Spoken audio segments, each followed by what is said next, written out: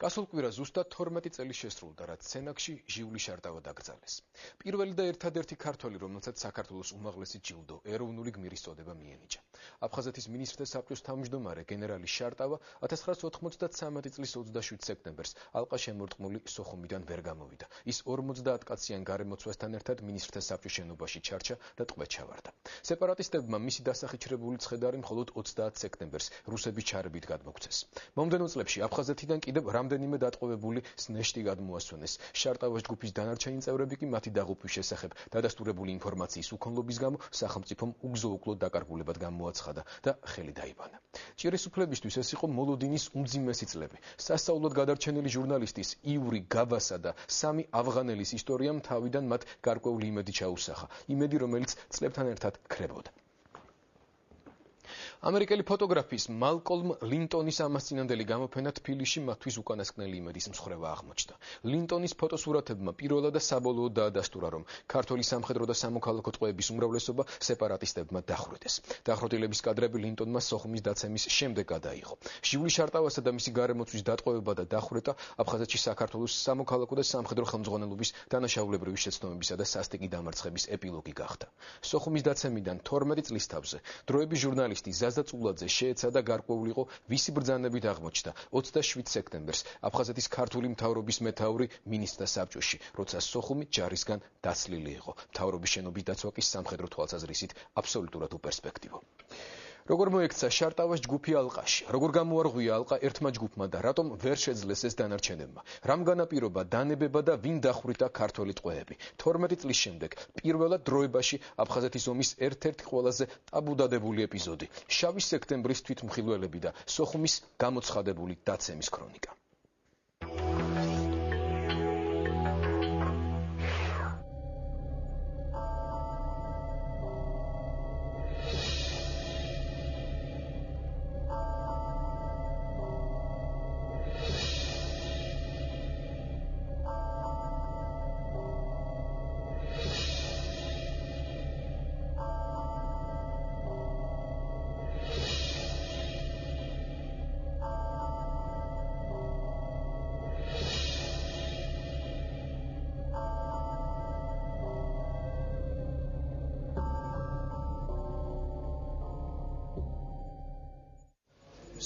ტანის აღამაგობა, საჭიმები, ეგრეთ წოდებული პატეშკები, შინდისფერი. მე დარწმუნებული ვარ, შემიძლია თქვა, რომ დარწმუნებული ვარ, ეს არის ამაჩემი. 12 წლის წინ დაკარგული მამა ვოვა გაბესკილიამ მალკოლმ ლინტონის ფოტოგამოფენაზე ამოიცნო. ბოლოს სოხუმში ნახა. მაშინ 14 წლის იყო. სოხუმის მერმა გურამ გაბესკილიამ მეუღლე და ვაჟი ქალაქის დაცემამდე 2 კვირით ადრე აეროპორტამდე გააცილა. ოჯახს თბილისში 26 სექტემბერს გვიან ღამით ტელეფონით შეეხმიანა. всё, нужно выбираться, ეს მისი ბოლო სიტყვებია. მეორე დღეს სოხუმი დაეცა და ქალაქის მერი დაიკარგა.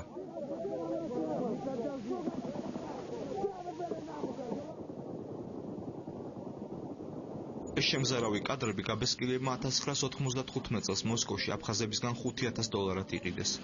მინისტრთა საბჭოს შენობაში დატყვევულ ქართველთა ბოლო წუთები. ჟიული შარტავა. ქართველების მხარეს დარჩენილი აფხაზი რაულ ეშბა, მამუკა ლაშხია და გურამ გაბესკილია. Цель моей жизни и моих детей, наверное, чтобы определить ему место, сделать кладбище и чтобы ему дали звание Героя Грузии. Он заслуживает, он действительно заслуживает этого звания.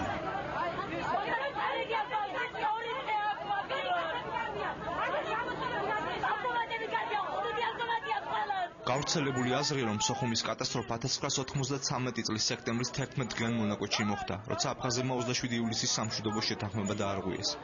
ზუგდიდში კი ზვიად გამსახურდია ჩავიდა და ფრონტზე ვითარება არია. ამ მოსაზრებაში არის სიმართლე, თუმცა არასრული. სინამდვილეში სოხუმის სამხედრო თვალსაზრისით უკვე ივლისიდან იყო განცდებული.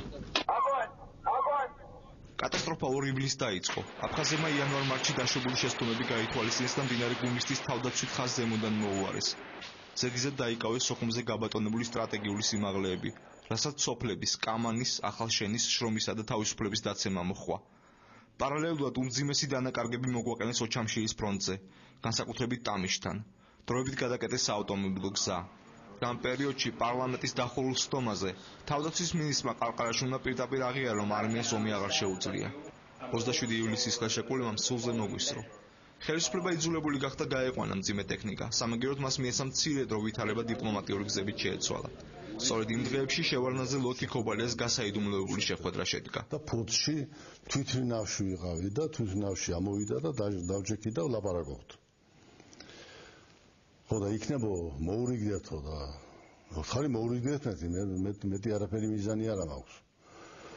არა მოურიგდეთო იმ პირობითო რომ ზვიადიო პრეზიდენტი უნდა გახდეს ისეო. ეს შეუძლებელი იქნებოდა, მაგრამ რა მითხრა იცით რომ თქვენ უადგილოთო არ დაგტოვებთ. ამ მოლაპარაკების შედეგები მთელ საქართველოს სექტემბრის ბოლოს დაუხვდება წინ, როცა სოხუმს მაშველი ძალა დასჭირდება. მანამდე კი სახელმწიფოს მეთაურმა გადადგა ორი ნაბიჯი, რომლითაც ჩანდა, რომ საქართველოს ომის გაგრძელება ან აღარ სურს, ან არ შეუძლია. ივლისში შევარდნაძემ სოხუმს ომის პარტიის ლიდერი თამაზ ნადარეიშვილი გამოაშორა. მის ნაცვლად აფხაზებთან დაახლოებული ჟიური შარტავა დანიშნა. 1 სექტემბერს კი ფრონტიდან 800 მეტრში სასწავლო პროცესი განახლდა. ეს სამშვიდობო პოლიტიკას ჰგავდა. უცნაურია მხოლოდ რომ ყველაფერი ფოთში მძიმე ტექნიკის გაყვანის ფონზე ხდებოდა, როცა უმაღლეს ხელმძღვანელობას ჰქონდა უთხოვარი ინფორმაცია სოხუმზე გადამწყვეტი შეტევის მზადების შესახებ. 1993 წლის აგვისტოში უშიშროებას მუდმივად ჰქონდა ინფორმაცია, რომ იგეგმებოდა სოხუმის აღება. ჩვენ დაჟინებით ვეუბნებოდით ხელისუფლებას, სამხედრო ხელმძღვანელობას, რომ აუცილებელი იყო გადაწყვეტილების მიღება, რადგან სერიოზული დახმარება მიეწოდათ აფხაზებს. ისიც ვიცოდით რა გადაადგილებები ხდებოდა და რა რაოდენობის შეიარაღება იყო გუდაუთაში. მოსალოდნელი იერიში სეპარატისტებმა 16 სექტემბერს დაიწყეს. მასში აფხაზური დროშის ქვეშ გაერთიანებული ყველა შენაერთი მონაწილეობდა. მშვიდობიანი მოსახლეობით სავსე ქალაქის შეტევას აბსოლუტურად მოუმზადებელი შეხვდა. მაგალითად 23 ბრიგადაში 12000 კაცი ირიცხებოდა, თუმცა რეალურად პოზიციებზე სამჯერ ნაკლები მებრძოლი აღმოჩნდა. სოხუმი გარე დახმარების იმედად დარჩა. დაიწყო პანიკა. პანიკა არის, ზოგი გარბის, იცოდეს ყველამ რომ ეს არ არის კაცო, გეიხსენიო თავის წინაპრები ჩვენი კაცო, ვაშკაცები. მოკლედ რო ვთქვათ. უნდა ადგენს თელი საქართველო, ვისაც შეუძლია იარაღის დაკავება, მოვიდეს ძმაო აქ ჩვენ დაგვიდგეს. უნდა გადოვაროთ ამ ტერს, სხვა ვარიანტი არ არსებობს. სოხუმისთვის მთელი შეიარაღებული ძალები დაწყებული თავდაცვის სამინისტროდან დამთავრებული უკანასკნელ მოხალისემდე გამოძახებულია. ზოგი გემებით, ზოგი თვითმფრინავებით, ზოგი გზით, მაგრამ დარწმუნებულია რომ ხვალ საღამომდე ყველა ჩამოვა. 19 სექტემბერს ადლერში შევარდნაძე არ დათანხმდა რუსეთის თავდაცვის მინისტრის წინადადება სოხუმში სამშვიდობო ჯარების შეყვანის შესახებ. 20 სექტემბრიდან სეპარატისტებმა უკვე აღმოსავლეთში ციძალეს და ტყვარჩელის დესანტმა ზედიზედ დაიკავა ახალდაბა, სკურჩა და აძიუჟბა. შემოიწყო ბაბუშერას აეროპორტს, გადაკეტა ოჩამშილეს სოხუმის საავტომობილო გზა. სოხუმი ალყაშია, ხმელეთიდან, ზღვიდან და ციდან. დაიწყო ნადირობა ქართულ თვითმფრინავებზე.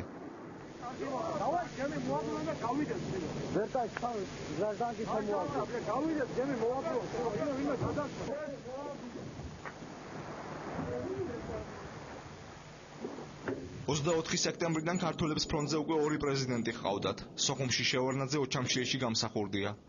ზვიადი ჩეჩნეთიდან ჩამოფრინდა და აღმოსავლეთის ფრონტის სარდლობა გადაწყვიტა. გამსახურდიას ჩამოსვლა საბედისწერო შეცდომა იყო, მისმა გამოჩენამ ოჩამშილეში ვითარება არია, მაგრამ ომის საერთო სურათზე ამას გავლენა არ მოუხდენია. ის რომ ზვიადისტური შეიარაღებული ფორმირებების ისეთი უდისციპლინო და ცუდად მომზადებულნი იყვნენ, როგორც დანარჩენი ჯარის უმეტესობა სულ მალე გამოჩნდა. საბოლოოდ ოჩამჩილის ჭრელი დაჯგუფება მდინარე კოდორთან გაიჭედა. გადამწყვეტი აღმოჩნდა ის, რომ 20 თვის წინ ეს ბიჭები ერთმანეთს რუსთავლაზე ებრძოდნენ. შეიქმნა უდიდესი საშიშროება, წარმოიდგინეთ, ესე იგი ხუნტის სამხედროებიც კი დადგენ გამსახურდიას ქვეშ. დაემორჩიlen მას. 1-2 გენერალი გადახდა ფანჯრიდან და გაიქცა შტაბში, რომ მივიდა ზვიადი. იმის, ქვია, აფხაზეთის ფრონტის შტაბს. და დაემორჩიlen ზვიადს. მეორე დღესვე დაიწყო შეტევა სოხუმისკენ. და სოხუმი ალყაშია ამ დროს. და ალყა უნდა გაარღვიონ. მაგრამ ამ დროს ხდება საოცარი რაღაცა, ესე იგი, ამ წარმატებას ჩვენი პოზიციები და ეს ბომბავს ჩვენივე პირობით ჩვენი, ესე იგი. იმასთან ერთად ვისთანაც ჩვენ უომობთ არტილერია. 25 სექტემბერს აფხაზებმა სოხუმის ფუნიკულიორი აიღეს. ქალაქის ცენტრი უკვე ზემოდანაც კონტროლდება. სეპარატისტები შევიდნენ ახალ რაიონში. ეშბას ქუჩაზე დაიკავეს რკინიგზის სადგური. პოზიციები მოაწყვეს მაიმუნსაშენთან. ბოლოს გამოჩნდნენ შუქურას რაიონშიც. ამ დღეს დაიწყო ქართველთა ბოლო ორგანიზებული, თუმცა უშედეგო იერიში ფუნიკულიორის დასაბრუნებლად. მაშინ მონაწილეობდნენ ბოლო საჰაერო რეისით სოხუმში სპეცდავალებით ჩასული ავღანელები. მათ შევარდნაძე უნდა დაეცვათ. მოვისმინე ჩანაწერით, რაც ბატონმა შოთამ ჩართო და მოგვასმენა, ეს იყო არძიმბას სიტყვები, რომ არძიმბას ხმა, რომ ბელა ელისა должен умереть. ლაპარაკი იყო მოგახსენებათ ვიზეც. 25-ივე მინისტრთა საბჭოთან ცნობილი სატელეფონო საუბარი შედგა. სენეკელმა ჟიული შარტავამ სენეკელ აკაკი ელიაოს დახმარებას თხოვა. თუმცა ყველასათვის ნათელი იყო, რომ დაზავების შანსი ჯერ კიდევ ზაფხულში დაიკარგა.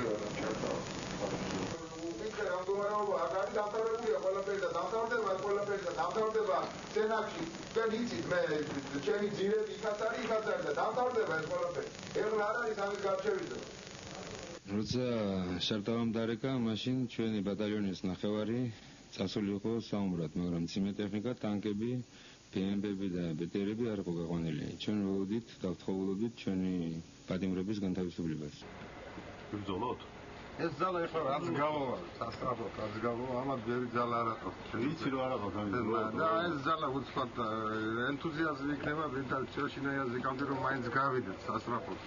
ადრე ფსონდე გავიდეთ. ეს უკვე 26 სექტემბრის დილის კადრებია. ყველა ფიქრი მდინარე კოდორიდან მაშველი ძალის გამოჩენას უკავშირდება. დილით ყარყარაში უნდა კოდორიდან მცირე რაზმისა და 2 ტანკის შემოყვანა შეძლო. დასახმარებლად მიმართეს სვანებსაც. შუადღისთვის ვითარება უკვე კრიტიკულია, მაგრამ არსად ჩანს, რომ მთავარსარდალი და სარდლობა თავდაცვის სათადარიგო ზღუდის შექმნასა და ორგანიზებული უკანდახევის გეგმაზე ფიქრობდეს. აკაკი გასვიანი ჟიული შარტავას მოადგილე 26-ში საღამოს სამხედრო შტაბის ხდომას ესწრებოდა. ამ ხდომაზე მიღებულმა გადაწყვეტილებებმა ფაქტობრივად განაპირობა ტრაგედია, რომელიც 27-ში დილით სოხუმში დატრიალდება. დღეს 12 წლის წინანდელი ამბები გასვიანს და შევარდნაძეს განსხვავებულად ახსოვთ.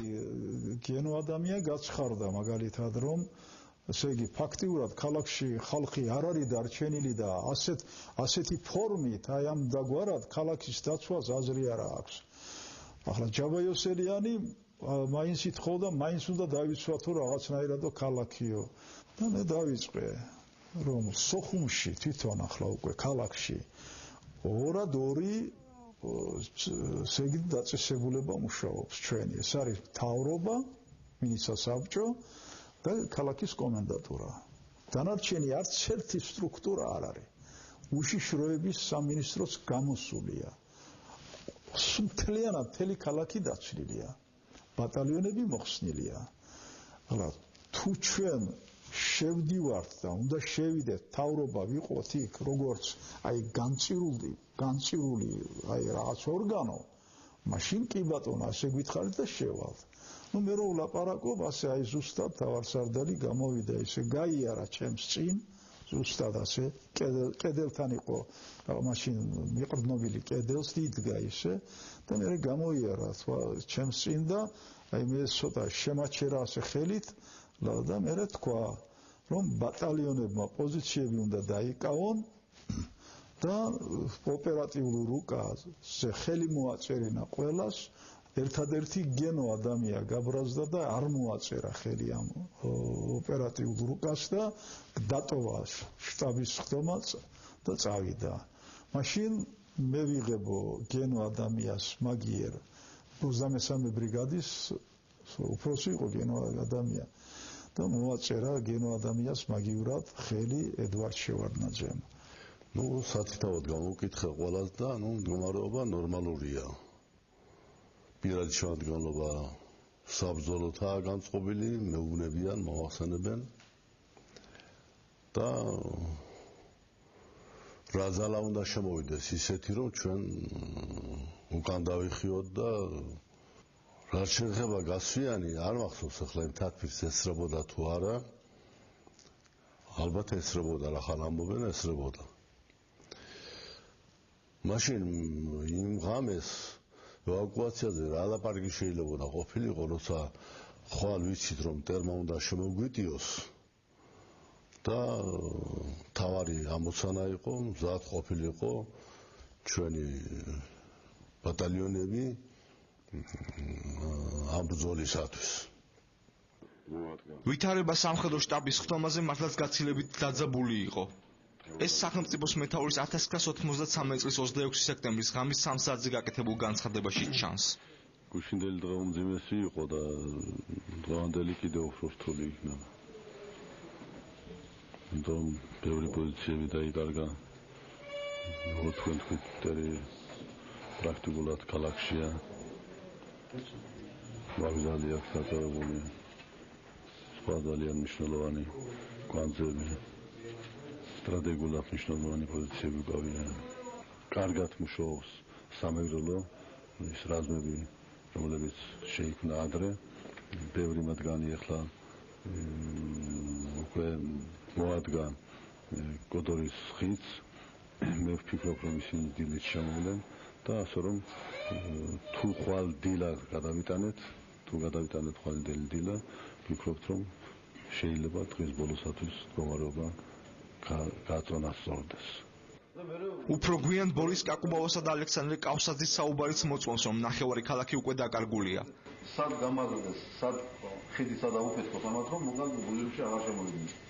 ამას ხოლმე თუ ბოლომდებაზე გალანდირაობდი ვარ და აი მე არ უნდა გამოვდეს ახლა, იმიტომ უნდა გაკეთდეს პოზიცია, როგორც ამბობთ თქვენ 101-ით და სადაც ფრონტი უნდა გაკეთდეს. ეთელხიდან სხვანაირად ქალაქიდან ხალხს ვერ გავიყვანთ. ეგერ მაშინ მე-6 ბატალიონში ბატალიონი იდგა. ხელი მაიაკი და არ დაუხევია. ეგერ მეორე ბატალიონის ხალხი ნაწილი დარჩენილია ვიცი. ეგერ ტრაპეციაზე ხალხი დარჩენილია შენ გამოსაყვანია. ეხლა თუ წითელი ხიდი ამიღამ არავის და სტრატეგიული პოზიცია ჩვენ. მაშინ ყველაფერი ჩაიგდა, ქალაქი გადაიგდა. ჩვენ აქ ვჭებით, ეგერ ჭებია.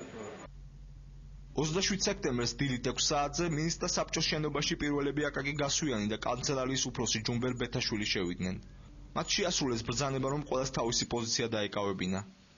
შენობა ცარიელია, გამოიძახეს დაცვა, ნელ-ნელა ხალხი იმატა. ირგვლივ აბსოლუტური სიმშვიდეა. 9 საათისთვის მოვიდა შევარდნაძეც. მოგვიანებით მისი ბრძანებით შენობის დაცვა ავღანელებს დაევალათ. შევარდნაძე მოვიდა ჩემთან და ესე იგი, მინისტრთა საბჭო უნდა იმუშაოსო, მეუბნება მე სიტყვით და ხალხი რეკავს, ხალხი მოდის, პასუხი უნდა ყველას და ასე შემდეგ. ნუ ვთხარი ბატონო ედვარდ, აქ ვართ მეთქი და აქ ვიქნებით მეთქი და ავტომატით ვარ და ავტომატი მკიდია თან. ნუ ახლა გამიღიმა, ხო და კარგიაო და მერე მაგრამ დაცვის შეძლიერება დაგჭირდება თქო მე ესეც უთხარი. დაცვას გამოგიგზავნით, თუ გაგიძლიერებთ დაცვასო.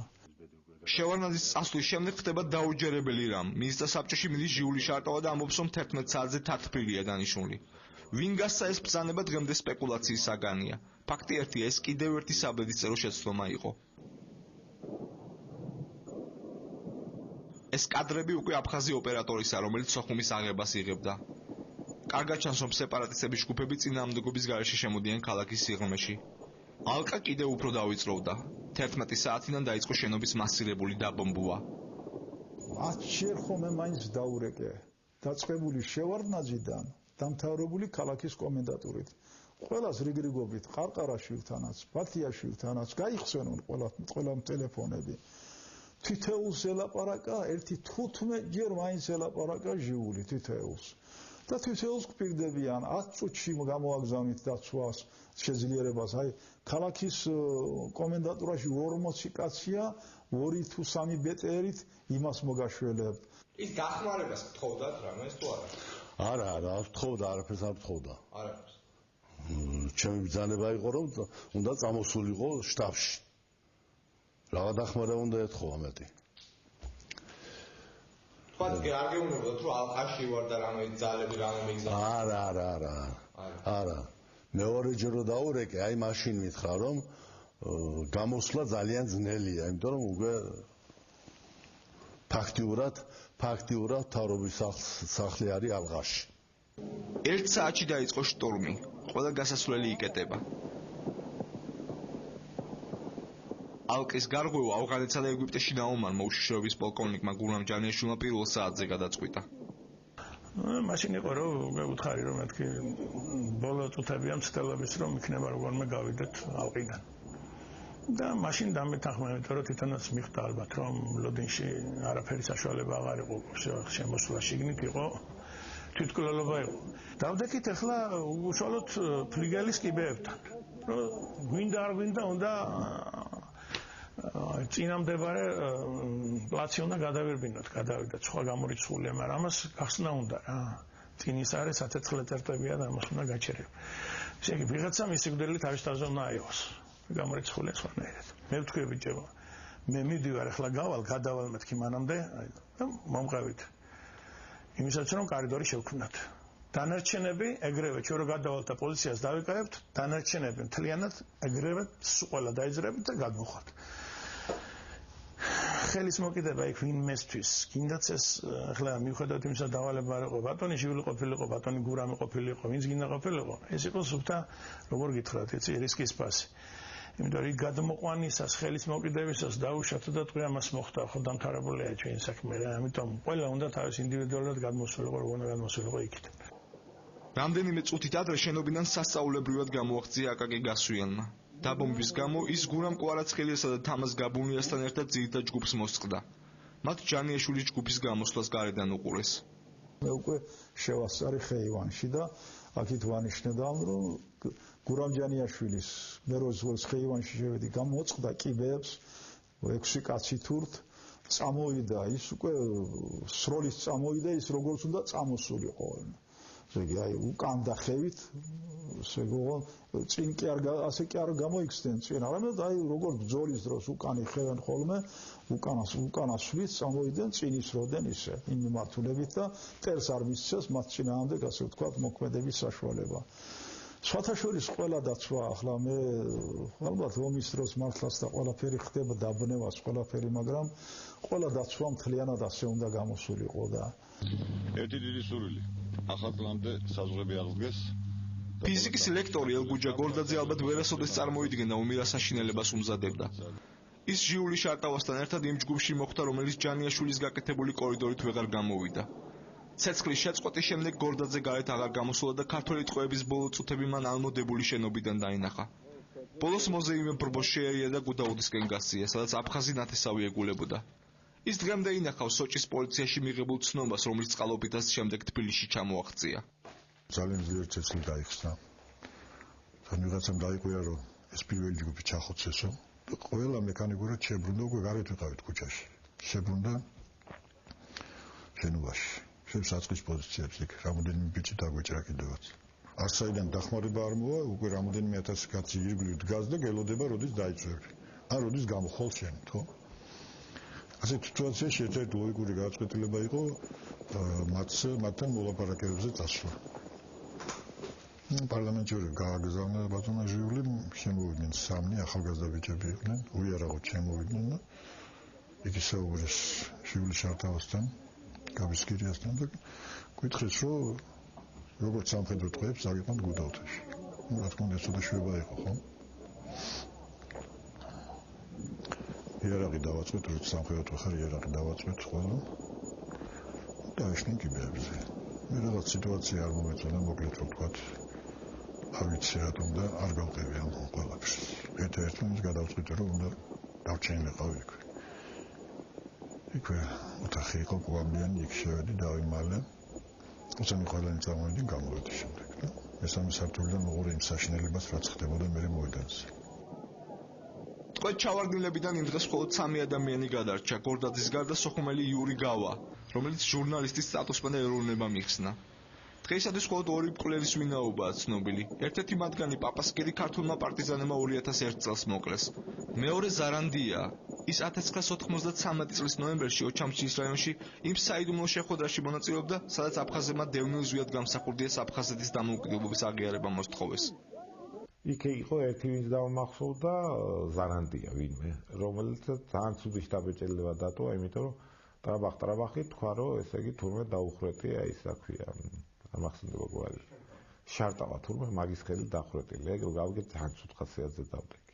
Дом правительства Республики Абхазии брали в основном кабардинцы. Так что я там лично не присутствовал. Но трупы расстрелянного правительства я видел. Расстреливали где-то в районе карьера, а потом перевезли к нефтебазе. Сделал это, действительно, вот это я знаю, именно Олег Папаскиев. 27 სექტემბერს სოხუმში მინისტრთა საბჭოს შენობის დაცემა უდიდესი ტრაგედიის დასაწყისი გახდა. თავდაცვის სათადარიგოს ზღუდისა და მართვის არარსებობის გამო ქართული ნაწილები პანიკურად გამორბიან თბილისისკენ. ეს უკვე 28 სექტემბრის კადრებია. აქ ყველაზე კარგად ჩანს რა ჯარი დაიწყეთ ომი აფხაზეთში. ორი ებრაელი დასახურებად მიყავდა.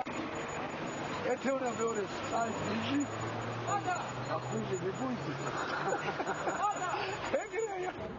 კატასტროფის ამხელა მასშტაბებს არავინ ელოდა. ქართული მოსახლეობა, რომელსაც ხელისუფლებამ და ჯარმა გამოასწრო, იხიზნება. ვისაც გაუმართლა გემებით ფოთისკენ, ვისაც არა წებელდის გოლგოთის გზით სვანეთისკენ. სეპარატისტებმა მხოლოდ 30 სექტემბერს სამდღიანი ხვეწნის შემდეგ მისცეს თბილისში ჟიური შარტავას დასახიჩრებული გვამის გადასვენების უფლება. ამ დროს აფხაზური დროშა უკვე ენგურის ხიდზე ფრიალებდა. ერთი ამ არ შეასრულეთ ჩემი თხოვნიდან და ჩემი ბრძანებიდან. ეს იყო ჩვენი ბოლო საუბარი. როცა ალყაში ექცეოდა, ალყაში ხდებოდა მთავრობის სახლი და მაშინ მეკითხარი სასწრაფოდ გამოდით. სასწრაფოდ გამოდი. რაღაც ძალების გამოისროლეთ. მაგრამ შენ არ გამოდი იმ სახლიდან. მანამ სანამ ყველა თანამშრომელმა არ დატოვა მთავრობის სასახლე.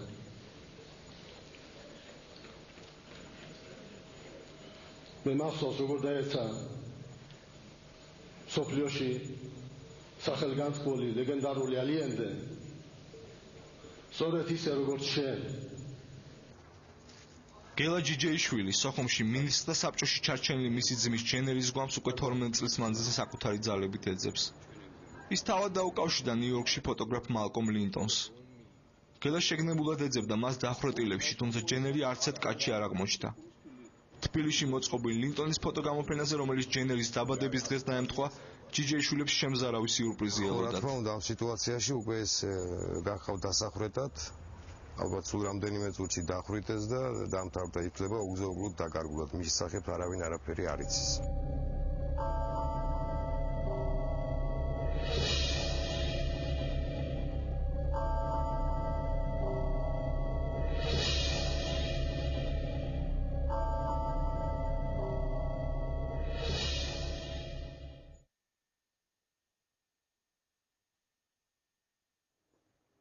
$1994 წელს მალკომ ლინტონის ეს ფოტორეპორტაჟი ომი საქართველოში მსოფლიოში უპრესტიჟულესი კენონის ფოტოსესიის გამარჯვებული გახდა. თავად ლინტონი კი წლის საუკეთესო ფოტოგრაფად აღიარეს. უცნაურია, მაგრამ ქართულ სპეცსამსახურებს, რომლებიც ომის დამთავრებისთანავე ჩაებდნენ აფხაზეთში უგზო-უკლო დაკარგულთა ძიების პროცესში, ამის შესახებ არაფერი გაუგიათ. არადა ფოტორეპორტაჟის უფრო ადრე მოძიება დაკარგული მეომრების ოჯახებისთვის, რომლებსაც დასატირებლად საფლავიც კი არ აქვთ, დიდი შეღავათი იქნებოდა. რომ არა კანადაში მცხოვრები ქართველი გიორგი ნიკოლაძე საქართველოში ლინტონის ფოტოგამოფენა არ ჩამოვიდოდა. ამ ადამიანმა საკუთარი ხარჯებით შეიძინა ფოტოების ჩვენების საკმაოდ ძვირად ღირებული უფლება და ინტერნეტ საიტ აფხაზეთი რუს ირგვლივ გაერთიანებული ადამიანების დახმარებით თბილისში ჩამოიტანა. მალე გამოფენა ჰოლანდიაშიც გაემგზავრება.